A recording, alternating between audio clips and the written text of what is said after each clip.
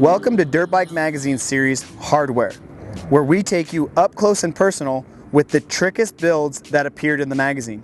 For this hardware build, we did something that we don't usually get to do.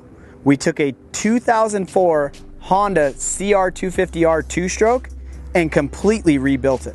For the engine, we used a complete rebuild kit from Wrench Rabbit that features a hot rods crank and a Vertex top end. This kit comes with everything you need, including gaskets, to rebuild a complete motor.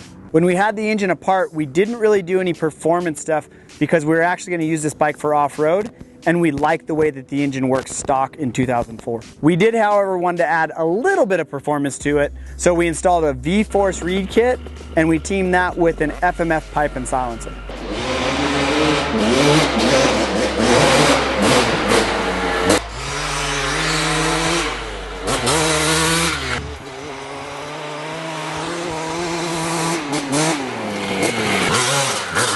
Precision Concepts went through the forks completely and the rear shock, replacing all the seals and revalving it to our riders' weight and their abilities. Because we were going to use this bike for off-road racing, we installed an oversized tank from IMS, an 18-inch rear wheel from Tusk Racing, and an oversized front brake rotor from Tusk.